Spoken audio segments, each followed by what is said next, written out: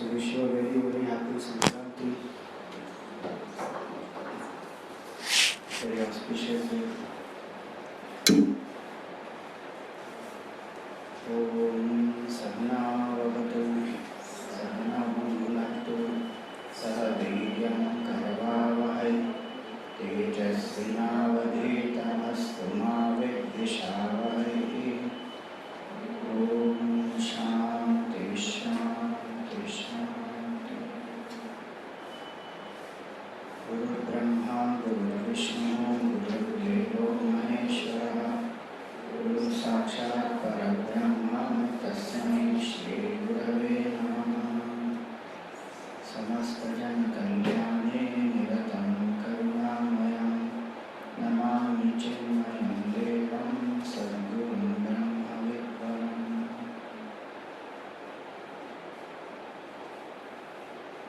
Om Pathaya Pratibodhitam Bhagavata Narayanena Swayam Vyasena Gratitam Puranamurina Madhye Mahabharatam Advaitamritavarshini Bhagavati Ashtadashadhyayini Ambatvamanusandathami Bhagavad-gite Bhagavad-veshini Yam Brahma Varunendra Rudra Marutaha Stunvanti Vyastavaihi Vedai Sangapadakramam Upanishadaihi Gayanti Yam Samagaha Dhyanavasthita Tadgatena Manasa Pashyanti Yam Yoginaha Yasyantam na vidusura suryanah Devaya tasmai namaha Devaya tasmai namaha.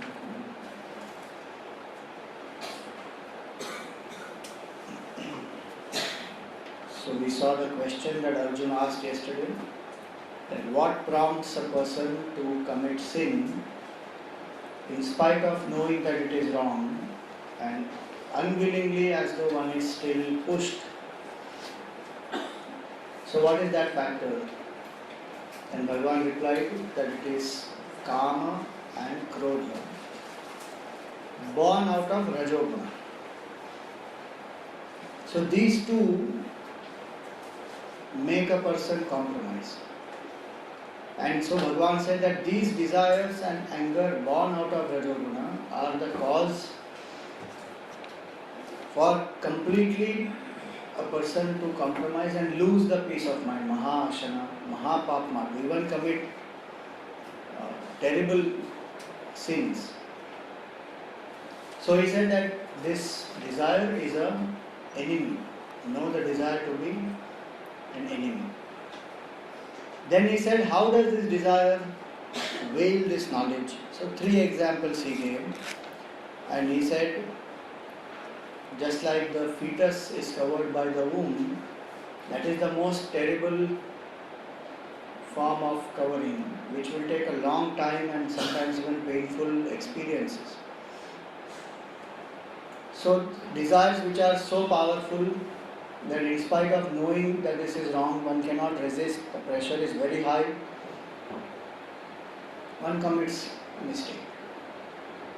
Then second one is like the dust which covers the mirror. So some more effort, some lesser effort is required than the fetus covering the womb. And then there is the smoke which is covering the fire. With minimum effort, the person is able to go beyond the desire and stay steadfast in the path of dharma. Now he says that because of these, now since he gave that example, he says that understand that desire is an eternal enemy of a man. If we think that some desires when we fulfill, they are fine, only those which are prohibited, we should not fall for them. Bhagavan says that in the beginning that is proper, but if one wants moksha, one wants self-knowledge, then desire is the enemy. And Nitya Vairi, he says. The 39th verse he says, Avritam jnanametena jnanino nityavairina. That this knowledge of a wise person, right now it is not said even about an ignorant person. Here he says that the knowledge of an intelligent person who knows right and wrong, who has studied the scripture, who is walking the path, even of such a person, desire veils the knowledge. Avritam jnanametena jnanino nityavairina. So the opposite of desire is actually knowledge. Opposite of knowledge is desire. If there is a desire in the mind will be extroverted, whichever form of desire it is. So he says jnanino nityavairina. And why is it an enemy of the knowledgeable person? Because the ignorant person follows the path of desire.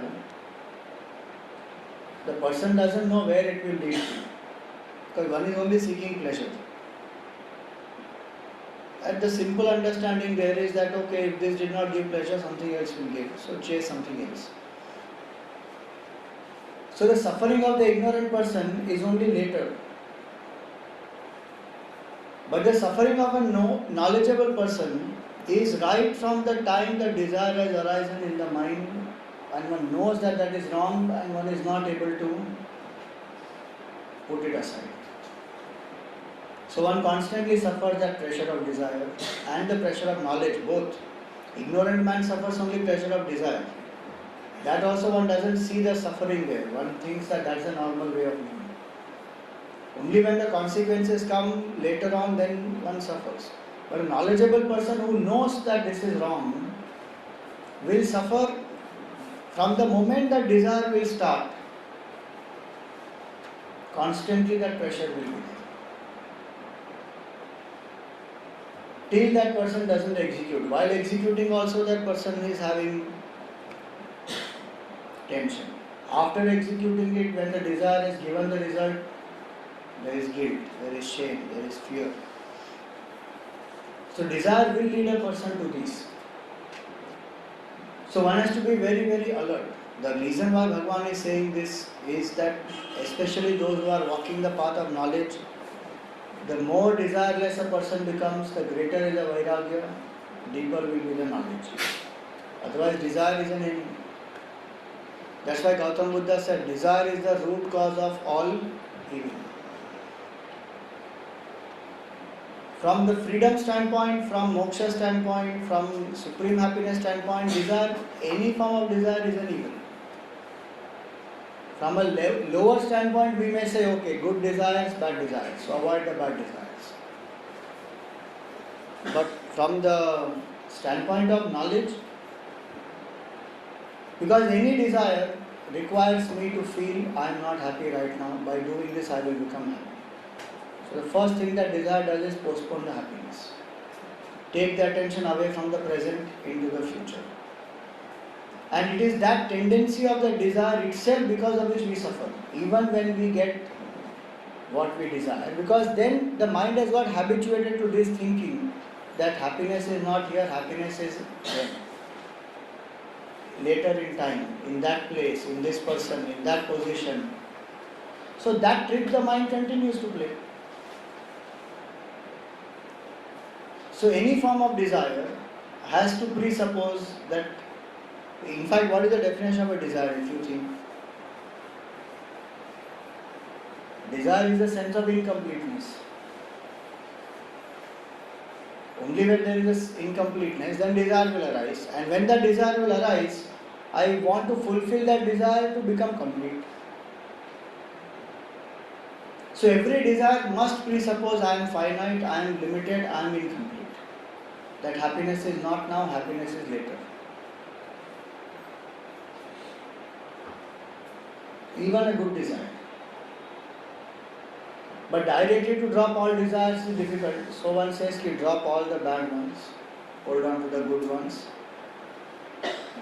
Transcend the good ones, hold on to the selfless and higher ones, then transcend that also.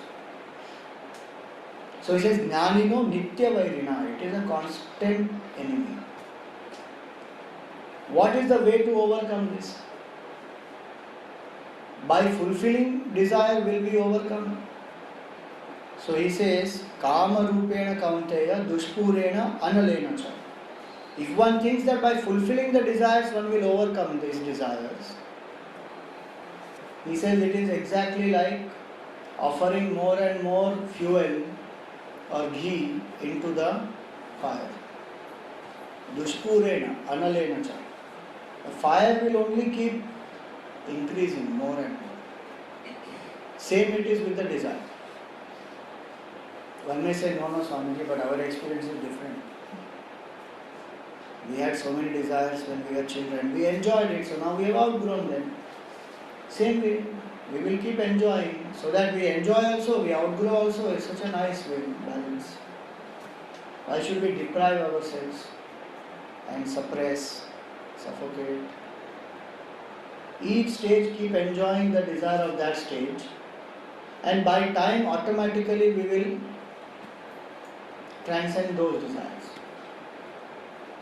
The spirituality says, no, that is not the complete picture. Particular pleasure one may have overcome, but the tendency to seek happiness outside, that has not gone. That continues still. In fact, that becomes stronger. And that is one point.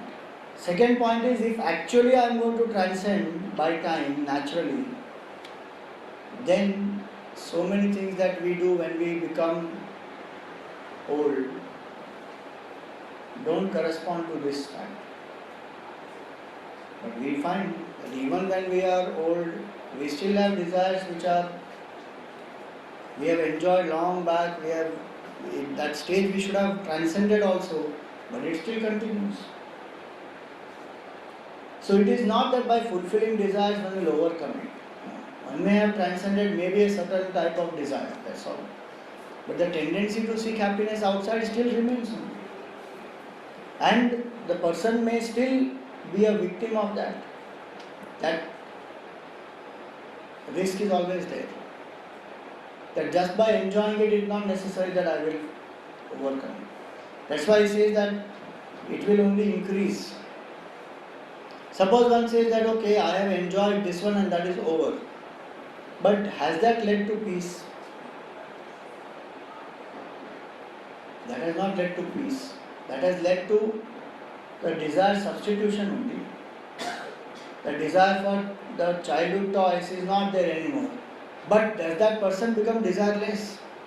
Does that person feel that my nature is happiness? That doesn't happen. In fact, if you see, whenever desire is fulfilled, the hunger for a subtler pleasure or some newer form of pleasure increases. So if earlier people were happy being Lakpati and Karodpati, today they are not happy. I don't know what is the word after that.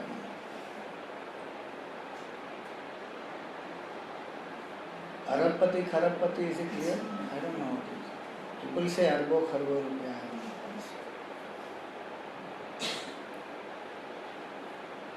So if earlier one was happy with simple things, today one is not happy. So it is not that desire fulfillment will lead to happiness. It may lead to desire for more better forms of happiness, subtler forms of happiness, enjoyment. It will keep going on. Unless one doesn't get vairagya, there is no way to overcome desire. No way. So desires cannot be fulfilled forever, but they can definitely be renounced forever. Once that is dropped, it is over and done with. But once enjoyed, it is not over and done with. It will create another desire. It will create more and more craving for subtler and subtler forms of pleasure. That's why that analogy is important, that it is like fueling the fire. So now, having said this, why is that desire also called as an enemy? Because he says here that desire jnanino nitya vairina.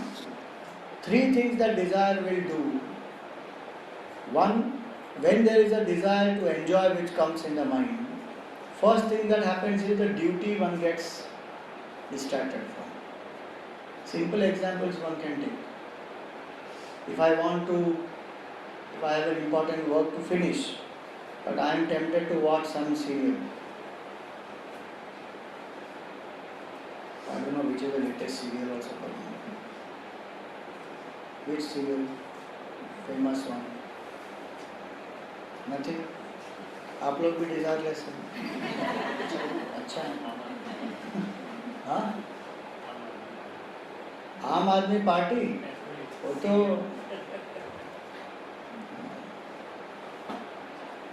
पक्का बराबर बोला. वो serial के जैसा ये बहुत drama है. एक दिन कुछ बोलते हैं, दूसरे दिन कुछ और ही बोलते हैं. So anyway, one wants to see that sense enjoyment is there. One will automatically postpone this duty, saying कि नहीं ये देखने के बाद में करेंगे. By the time that intensity for it, that whole motivation for it also goes away. Procrastinate. आज नहीं, अभी थक गए, कल. So the desire is such. Why is it an enemy? It can distract us from duty. One. Definitely devotion and desire don't go together. Unless it is desire for Bhagavan. Otherwise desire and devotion don't go together. Because the Lord is in one's own heart, desire is making us go outside. So more one seeks sense enjoyment, more extroverted one will be. Devotion comes when there is focus on oneself, focus on Ishvara, when surrender happens. But desire is such a thing which takes a person away.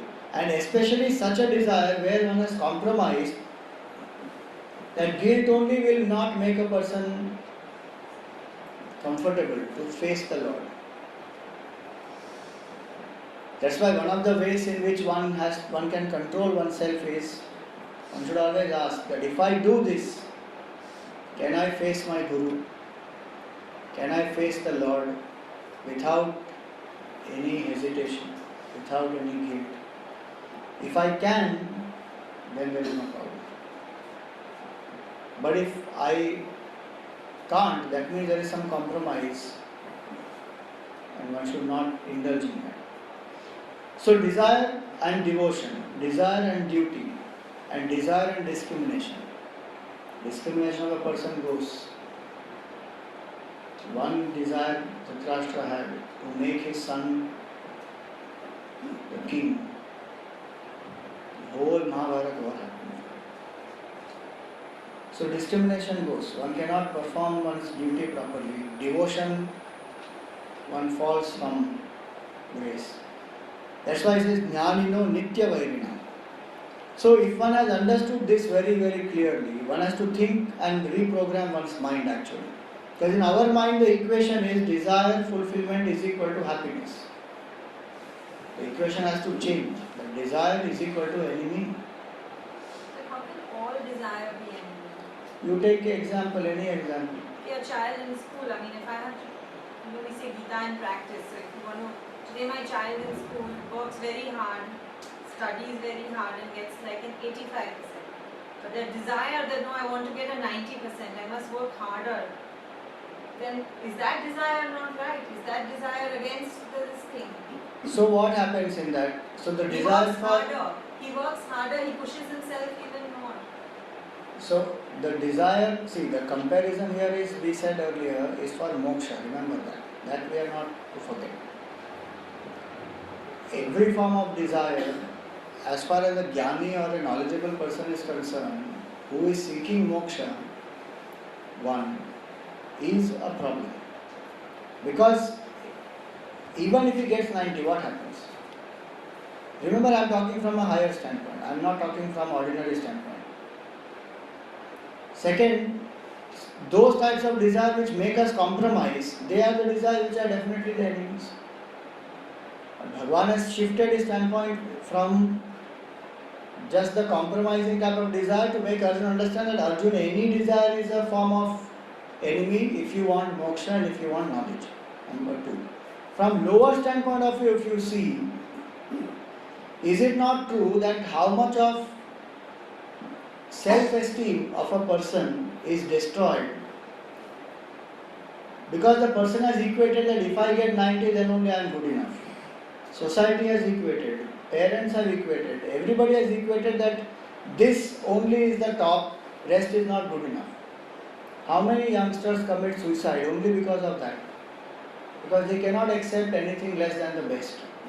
And they have some dreams and they are so attached to that dream, they go into drugs, they go into depression, they go into suicide. So, from a larger standpoint, it is an enemy. Yes, from a lower standpoint, it appears that yes, it is better than being lazy and tamasic, no doubt in that. So, if we are going in a hierarchy, then tamasic to be and not to strive at all is it is absolutely useless. That tamas only will destroy.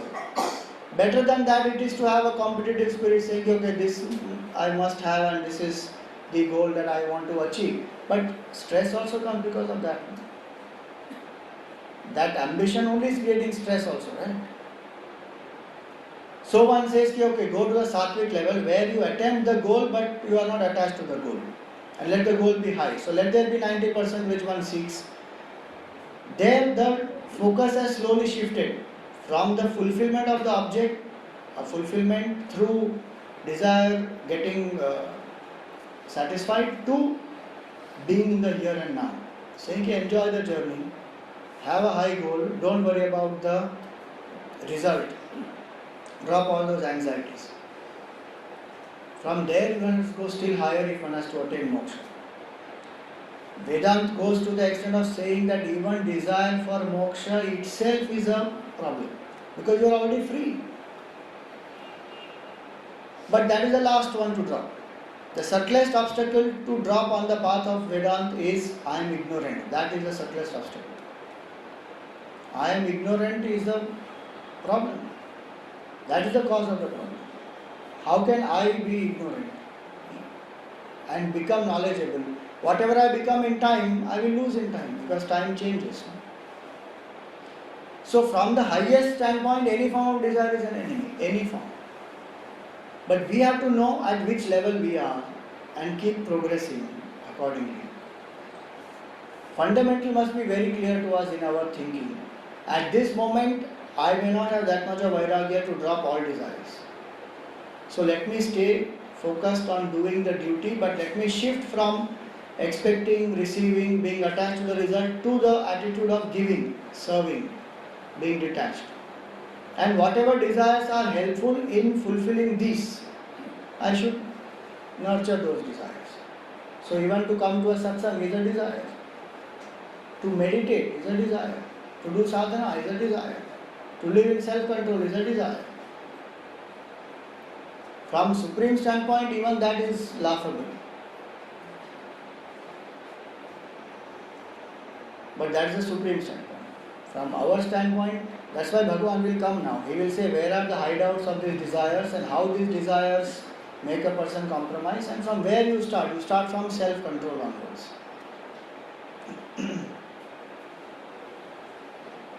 Any desire will presuppose that I am not adequate enough. Otherwise, why do I want 90? Is it only for functional purpose I want 90? Think. It is not for functional sake. It is for the psychological satisfaction. That I got 90, so I am something in life. Whatever motivation may be behind it. It can even be a nice one saying, I am capable of 90, so let the best in me come out. Which is not a problem. But when that functional becomes psychological, that alertness goes away. And also another thing is desire blinds or not. Think, for that sake of 90%, how much the person becomes, loses the holistic picture. Becomes, I should not say narrow-minded, but the focus along with the macro picture, which both should be there, that is not there. You see how many parents do that. The children, the moment they come to 10th standard, 12th standard, what will they do? Stop everything else. Now that fellow's life is only percentage, percentage, percentage. Nothing else but percentage.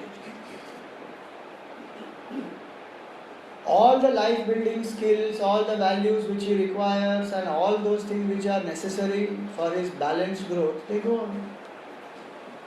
Even for that year, it goes away. And do they like it? They don't like it. So, from those standpoints, when we think, we have to take a balanced view saying, okay, now we have understood that desire causes this. How to handle the desire, then we intelligently one can do. Change the attitude behind it. Don't lose the focus. Keep the macro picture always in mind. Those things one has to do.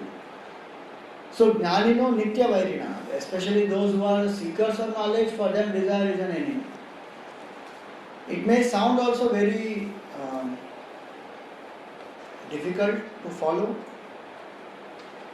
but the mind is such, that this is the typical tendency of the mind, that the mind always says, one last time I will do, after that I will stop. Does it not say? That one last time is a bondage. That last time becomes lasting bondage, that we don't realize. Does it not happen every day? Small things you will see. If you tell yourself that, okay, every day I must sleep early, get up early. I am giving you my personal example, my own example. 10:30 I should shut off everything, by 11 I should be in bed. Then I can get up at 6 o'clock. Every day I will tell myself that this has to happen. 10:30 my mind will tell also, now time out. I put an app also in my Mac. It's called Timeout. Timeout is a nice app. You can use if you like. It does many things. One thing, it can remind you every 1 hour, 2 hour, half an hour, whenever you like. Because sedentary job when we do now, our whole system goes for a toss. So it will remind you every 2 hours the timeout screen will come, so everything else will blur. So it means you are supposed to get up, go walk, see some greenery, drink some 1 glass of water, come back. Like we are so lost in that work only, full time sitting in there. So like that is one more use of that is at the end of the day it will tell you, okay now, so it will shut off only. If you program it that way, it will just shut off your computer. So you bas abhi time khatam. But it also has an option to skip time off. Like that alarm button has a snooze. No? Because suddenly you are doing some important work or you are on some FaceTime call and it can't just shut off. So it will give you that option, skip timeout. Invariably at 10:30 only that thought will come in the head, अरे इतना करके मैं चला जाऊँगा, कल से मैं नहीं करूँगा, कल से पक्का. Majority of the time that kal never comes only. Every day one keeps postponing. So then my decision is very clear now. Shut off the phone at 10:30 no matter what it is. Band kar do. Shut the computer at 10:30. Khatam. Otherwise there is no end. It will keep going. This is the trick the mind plays. Whether it is with work, whether it is with exercise every day it will postpone, saying ki abhi nahi, baat mein. And it will have enough justification saying ki why should I do 7 days a week? 4 days a week also is good enough, no? So the rest of the 3 days I should not do. All this kind of justification the mind has. Why? Because some other desire. It may be a genuine desire. It's not even a desire to enjoy. It's a desire that okay, this work has to finish. There are 1,000 emails in my inbox. And that is like a... Because you have to clear that 1,000 emails because people are waiting. And every time you clear some 200, by the next day morning you wake up, another 100 have already arrived. So it's a genuine desire now कि अरे इसको खत्म करना पड़ेगा भाई. So one has to keep up late sometimes because whole day one has to work. Now even that genuine desire which is there to finish that work, from sadhana standpoint, it is throwing us off balance or not. That one is not able to sleep on time, get up on time, exercise one will miss. It will happen. That's why the only way is reduce the desire. Even the desire to serve, one has to reduce from the higher standpoint. 6th chapter Bhagavan will say that. We are only on 3rd right now. In 6th chapter he will say that the person who is ready for contemplation, that person should drop even karma yoga. No need of doing karma yoga also because karma yoga also is a bondage for that person. That's why Bhagavan told Uddhav that you don't have to serve, you go now, sit quietly and contemplate. But Bhagavan didn't tell that to Arjun. To Arjun he said, you better be here to fight the war because your readiness is not for that. So from that standpoint, every desire, whether it is a genuine desire or a desire for pleasure or a desire of compromise, desire has its own limitation. So if one understands this very clearly, now if it is an enemy, it will have a hideout. So that example is taken in this third chapter, saying ki what are the hideouts of this desire? From where it hides and attacks. So 40th verse, let us chant that. Indriyani mano buddhi asyadhisthana muchyate etair vimohayatyeshaha jnanamavritya dehinam.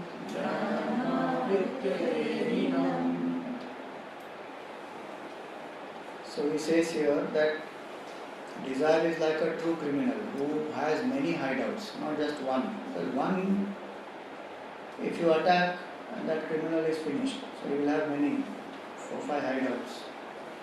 So in the same way, here also, the desire has different hideouts.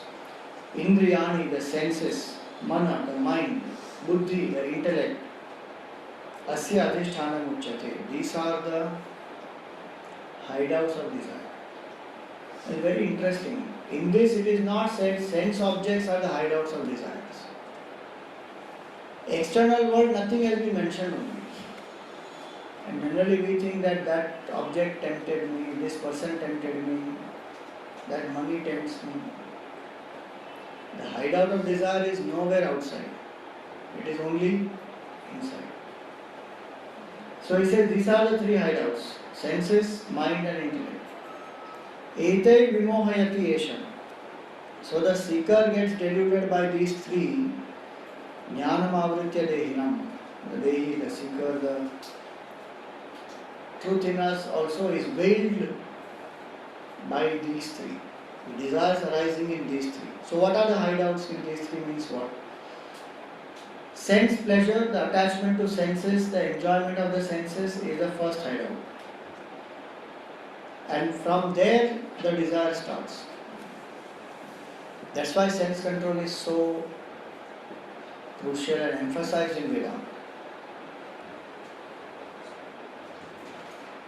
Only two sources of desire are there. One is the external world which we perceive, then the desire will arise to acquire it. Second is the memories in our own mind.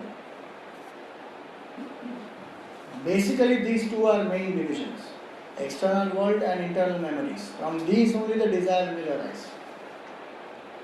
So in that senses are the first ones, because the memories are born out of perception and experience only. So senses, one who is not having sense mastery will not have mastery over the desires of the mind. Because something nice to eat, something nice to see, that craving is there in these senses. By senses again I don't mean only this organs. So these are the organs. See, eyes, ears, nose, tongue, skin, these are organs, sense organs. But it also means the sense faculties, seeing, hearing, tasting, smelling, touching. So these sense faculties push us. Especially when one is tired, that time maximum one compromises. That's why one should not come to that state of tiredness. That is another reason why Gita Bhagavan speaks about moderation. But the moment we swing to extreme, compromise is natural. So if I swing to the extreme of good success, nice things I got, desires are getting fulfilled, then compromise is natural there because now I am getting everything. Enjoy. We swing to that other extreme where there is fatigue, then one says, I deserve, whole day I have worked so hard. अब तो कुछ either ways one will compromise. So best is to stick to the middle path, which is what Buddha also said. Stick to the middle path, moderation. So a person who swings, so senses, when we are attached to the senses, they create more and more desire. Certain desires of the senses they appear to be natural and normal, but then that line is crossed, where knowingly one will harm. So for the sake of taste, we know so many things are not good. Non-vegetarian food is not good. Or what is that? They chew, no? Pan masala. It's not good, everyone knows. Tobacco is not good. Sugar, oil, spice, not good for the stomach also. But that taste, that attachment to the taste will make a person compromise. One will say, chalo, ek hygiene le lenge, kya karna hai? Ye bhi khao aur ye bhi khao. Saath mein. Attachment to taste, attachment to form. Today so many things are available outside. There is no restriction on that. At any age anybody can see anything. So even if one knows that this is not appropriate, one will end up attachment to the senses.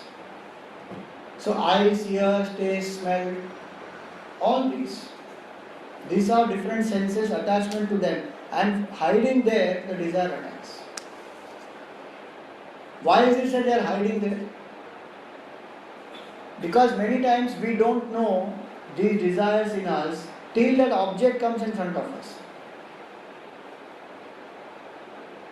Till that object doesn't come in front of us, we are Mahayogis.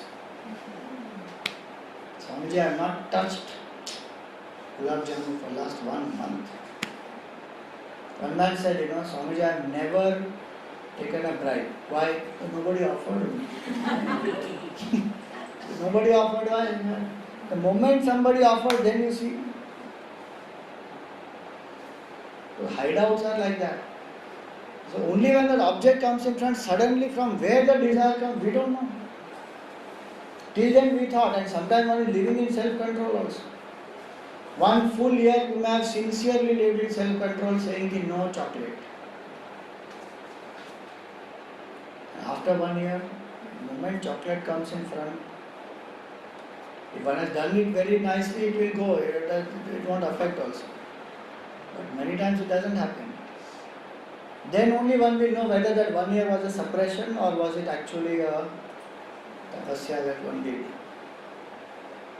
So from the senses, the desires arise first. So that's the first hideout. So the tendency to satisfy the senses in whichever way, even if it harms me, that is the first hideout. Second hideout, how is the mind? Mind also creates desire. Mind creates desire by, for the sake of emotional fulfillment. I want emotional satisfaction. That emotional satisfaction sometimes comes even at the cost of exploiting the opposite person. That's the desire which compromises. There it becomes the ego issue. I versus you. So if the parent says the son must become a doctor, he must become a doctor. Because the security of that parent is dependent on that. My son follows my instruction. My son became a doctor. I wanted him to become a doctor. Now he became a doctor. Now that emotional dependency and that insecurity has created that desire. So sometimes that happens. Even one does that to oneself also so many times. So something which is emotionally lacking in me, because of that I can exploit myself also, others also, in wrong ways also. So that is the second hideout of the mind. So the senses keep saying, tickle me, tickle me, tickle me. Mind keeps saying, love me, love me, love me. Buddhi keeps saying, praise me, praise me, praise me. For the sake of fame, what all one will do? There is one very humorous Subhashita which says, Ghatam bhindyat, patam chindyat. Break a pot, tear a cloth, kuryad rasavarohanam. Do some kind of stupid dance. Yena kena prakarena prasiddha purusho bhavet. Somehow do something and become famous. Don't we see that? Suddenly somebody will come up with a hairstyle. You wonder, hair hai ki nahi hai? Or sometimes you wonder, what is this now? All this is all gone. Only now, somewhere like that, some hair is there. Fame. Suddenly you will find in the genes, all that. One would have thought, अरे फट गया इसका, but that is a style. फाड़ दिया है जानबूझ के. For fame, anything one can do. And how much the mind is attached. Somehow there is a mindset in our, at least in some of us here, in our country, that mindset is, if somebody's picture comes in the newspaper or TV, it means that he is very big. अरे आगे, आपका picture newspaper में है. The craving for fame. But fame also makes us compromise. It makes them dream. When you do this will happen, then you will become big, then you will be in the elite class, then you will be the... उसके लिए तुमको क्या करना है? सिर्फ इतना थोड़ा सा काम करना है. अच्छा, किसको पता चलेगा? बस one will do. So all the three, desire for fame, desire for love or security, desire for sense pleasure, these are the hideouts. That's why it says Indriyani Mano Buddhi Asya Adhisthana Uchyate. And this is called Adhisthana. Adhisthana means that in which it is established. The desire is established in this. From there it attacks. So he says Etaihi Vimohayati Esha. This desire deludes a person hiding from these three. Ramakrishna used to call it as Kamini, Kanchana and Kirti. So body, mind, intellect, or senses, mind and intellect. So Bhagavan says now how to counter this enemy. Now we know the enemy is desire, number one. Number two, we know the hideouts of this enemy are senses, mind and intellect. And we know the method in which it operates.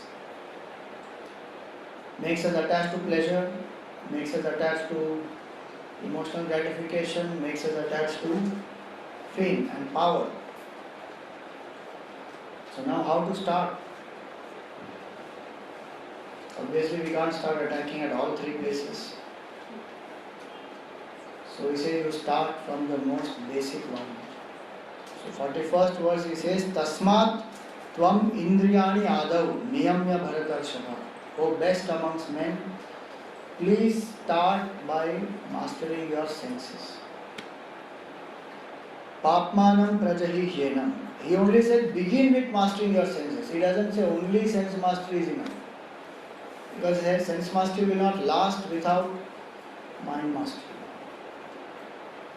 But between these two, sense mastery is easier. Mind mastery is not so easy. To not think about it is not easy. But thought has come, but to stop at action level, still possible. So the moment that tendency to compromise comes there, that sense mastery is that which will help us. So sense mastery comes in certain forms which we have spoken earlier. So I won't go into the detail of this sense mastery, but we have discussed that earlier, that how one must say a firm no to all that which is harmful.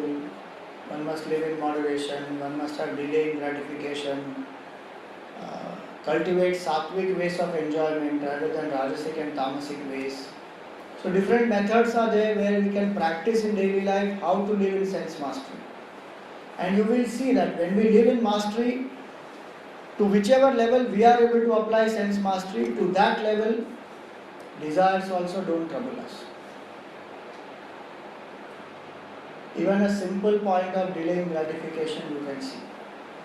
Tomorrow I will show you one video of that. How delaying gratification is related to success. It's a very nice video, small, 7 minutes or something. It is a TED talk, from there we have taken an extract, very nicely done. And they did that experiment with small children, 4-year-old children, 5-year-old and 6-year-old, 4, 5, 6, 3 age groups. And when they began that experiment, they gave marshmallows to this age group of children, and they were put in a room and they have to not eat that marshmallow for 15 minutes. And they were told that if you don't eat that, we will give you another one and you can eat both after that. And they did that experiment and they found that those children who were not able to resist at all, after 18 years they followed up and they found where were they in their life. They all had difficulties. And those people who were having that self-control and they were able to delay the gratification, they had good grades, they were successful and whatnot. Documented research. That how delaying gratification, that one point of sense management itself is so powerful that desire can be dropped. Intensely the desire will come that I must drink coffee. You just delay it by 10 minutes and will forget only what coffee, which coffee. Gone.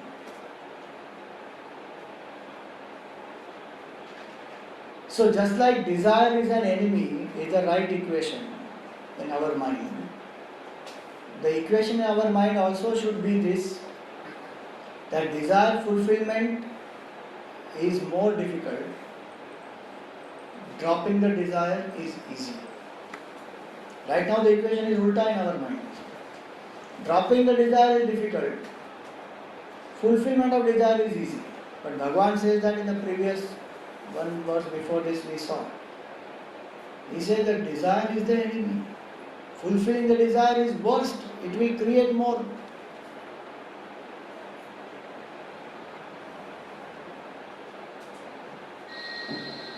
That's the symbolism of that Rakta Bija. I don't know if you know what is Rakta Bija. You know that. So there's a demon. And the demon, when he comes, and this Mother Kali has to kill this demon. So she thinks that she has killed the demon, but every drop of blood that falls, another demon rises from there. So it's like that, every desire fulfilled, we think कि चलो ये तो खत्म हो गया.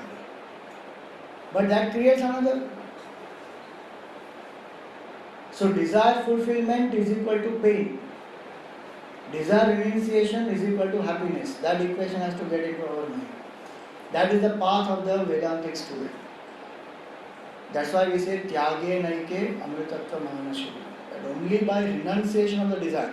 Because renunciation of a desire is such a thing that desire is dropped forever. There is no danger of going back.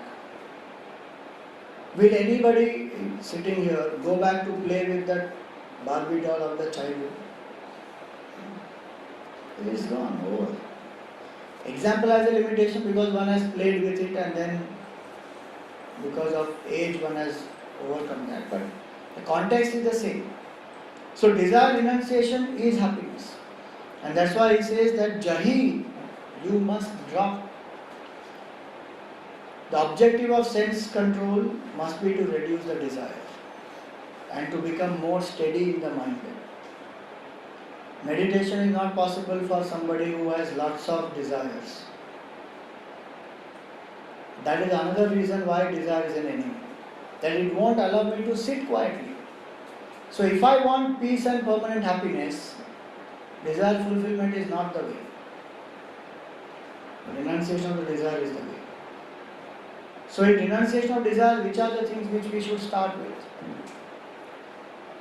All those desires which are harmful and hurtful, compromising desires, they should all drop. Focus should be first only on the basic necessities of life. That's why in Yoga Shastra they have one very nice value. It is called aparigraha. Don't accumulate only so much. That aparigraha is not only for physical things. Aparigraha is the mental accumulation of the desires. How many desires we keep accumulating? Before that one desire is not fulfilled, there are 10 already waiting in the queue. इसके बाद ये, इसके बाद ये, इसके बाद ये, इसके बाद. One is gone, another 10 have got added from the back. That is aparigraha, is dropped. And most of the desire you will see is because we are insecure about tomorrow. Yoga and Kshema, that is called. To acquire what one does not have, which one thinks will make one happy, and then to protect what one has because tomorrow I will need it. Tomorrow it may be of some use. So one will keep it, protect it. So acquiring what one doesn't have, protecting what one has, in that desires keep on accumulating. That's why Shraddha in Bhagavan, that's why devotion and desire don't go together. Because the moment devotion comes into the heart, faith comes into the heart. One doesn't depend on desire because one knows that this body is taken care of by prarabdha and by God's grace. It is not done by anything else. That's why saints are able to renounce even the basic, the work to maintain the body also they are able to renounce. Why? Because they know very clearly the body is a tool. As long as its karma is there, it will last. Otherwise, even in the best of the conditions, the body will drop. So what sustains the body?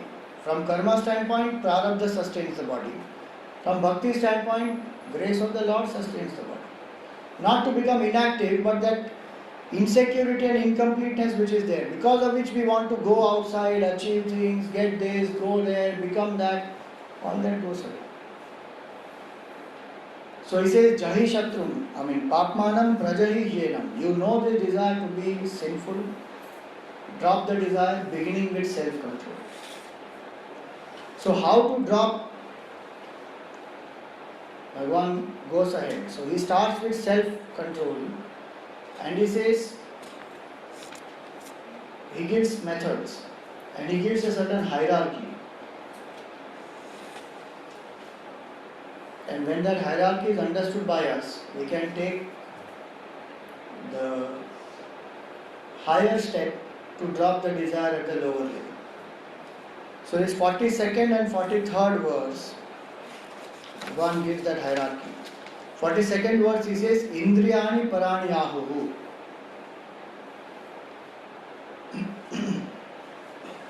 That the senses are greater than the sense objects. Indriyabhya param manaha. Greater than the senses is the mind. Manasastu para buddhi. Greater than the mind is the intellect. Yo buddhe paratastu saha.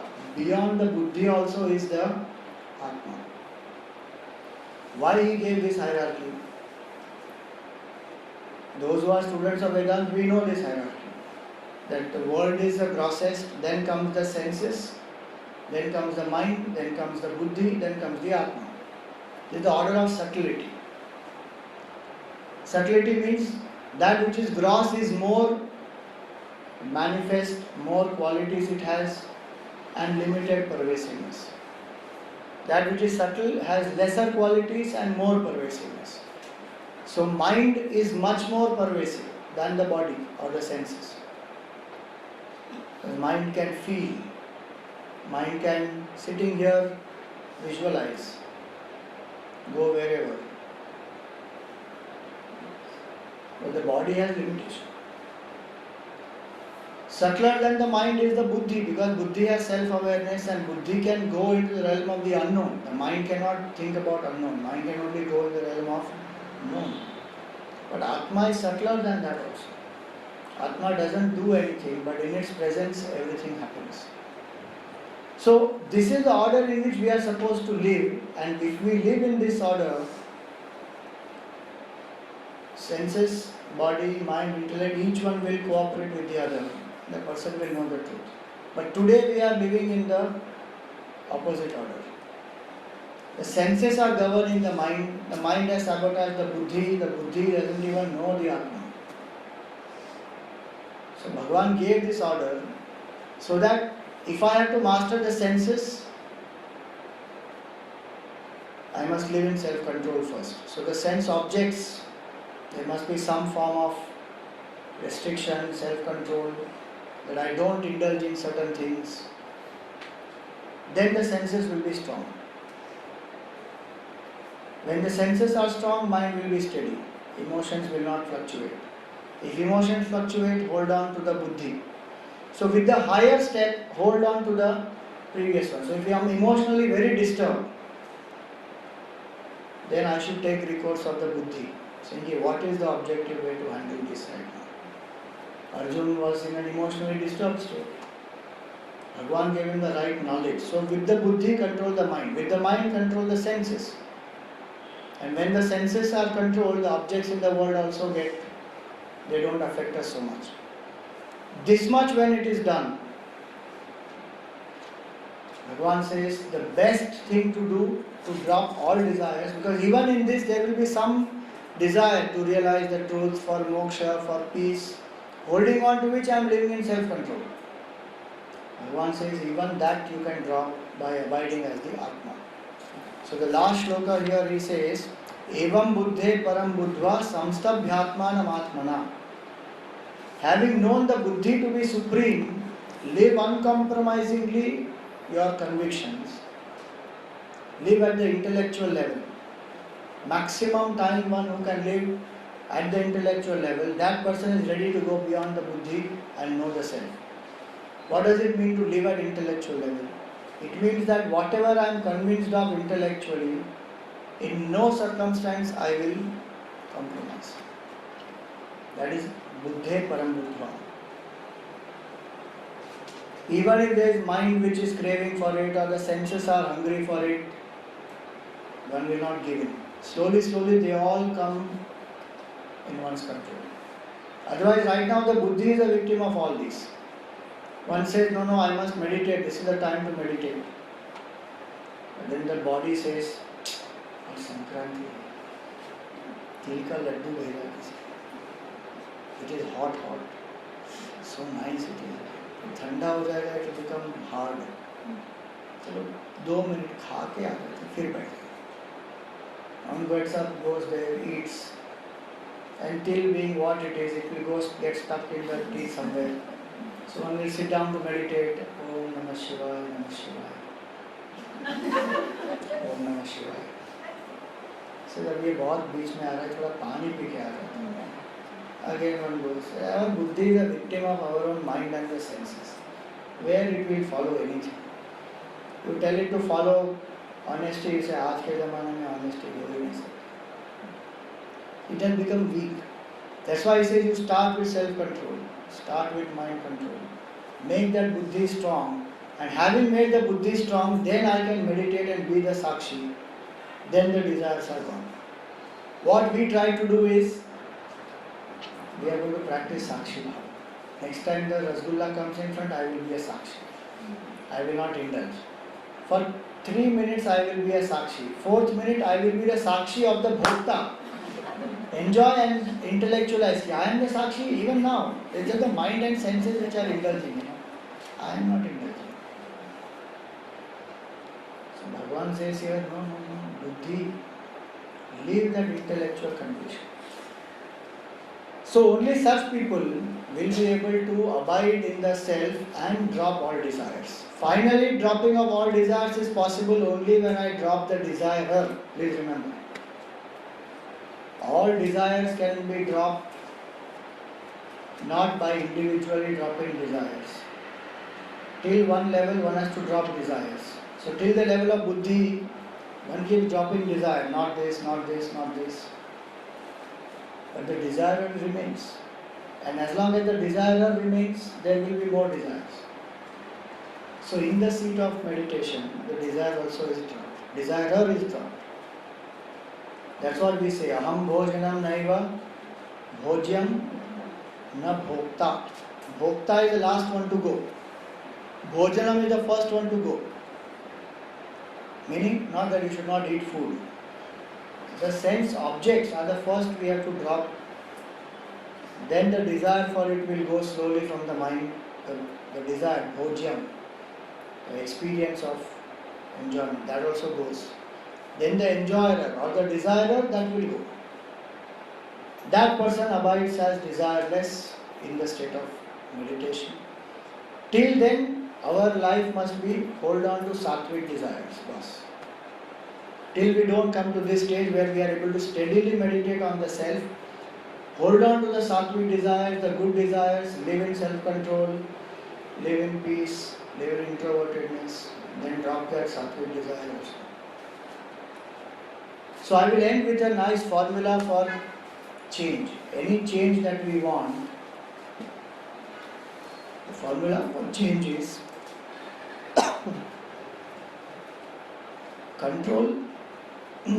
Control means sense control. So control plus clarity plus courage plus consistency is equal to change. These four aspects are required to change at any level. Control is the first aspect. That's what Bhagavan says here, self-control. Merely if I control, it will become suppression. So I must have the clarity that why should I have this self-control? What is the goal? Why I want that goal? That clarity must be the conviction actually, not just some intellectual information. It is clarity. Only clarity is not enough, because even if I have clarity, the mind will push because of past habits. So I must have courage to say no to the mind. So if I am living at the level of senses in sense control and I have the clarity, but yet the past habit will be there. That example which we spoke about. 1 year if I don't want to eat chocolate. So now at the physical level I am living in self-control. Intellectual clarity is there that okay, I must do this so that it will help me to gain mastery, diabetes will reduce, health will be better, whatever is the clarity. But the past habit which is there, which will keep creating the temptation, saying कि कोई नहीं देखेगा, थोड़ा सा. I must say no. The courage must be there to say no to the mind, saying nothing will, no compromise. And these three, control, clarity and courage, must be applied consistently, every day. It cannot happen 3 days a week I do and the next 4 days I will be irregular. If these four are there, any change is possible. And you will see in any change, whether it is a positive change or a spiritual growth that I want, one of these will be lacking. So that change doesn't come about. So with this we end this third chapter. And day after tomorrow when we meet, we will take up the fourth chapter, and the fourth chapter has that famous Yada Yada Hi Dharmasya that we will take up on that day. On 25th January, we are performing a play called Adrishya. It is based on the Saraswati civilization, which is the basis of our culture. Many of us don't even know that Saraswati was a very great river, much bigger than Gangaji also. But it has dried out and it has become underground. But our entire Vedic civilization sprung forth on the banks of Saraswati. So what we are taught in history about Aryan invasion and the people from Central Asia came and they settled on the banks of Indus and they wrote the Vedas, all that is quite a bit of a myth. Now with the satellite imagery and all that, lot of details we have. So Saraswati as an invisible river and the basis of our culture, Saraswati as an invisible goddess, and what is the symbolism of goddess Saraswati and how it helps a seeker to gain knowledge. So Saraswati as Brahma Vidya. So these three aspects, our youth wing, we have put this together and a very beautiful play. We are performing at Jai Hind College from 7 to 9 on 25th, and then on 26th is India 2047. This is a vision of what India will be in 2047, and so that the youth also get that vision and start working towards it. Based on the achievements of the past and the glorious leaders of the past, what inspiration we can derive, so that today we work with a vision and achieve that grand future. So here are some pamphlets for it. There are donor passes available for it. We will get them day after tomorrow. But you can please help us to pass on this message of both these shows to as many people as possible, and let more and more people come and watch, especially students, youth, elders, whoever you can reach out to. So tomorrow we will not have the session. Our session will be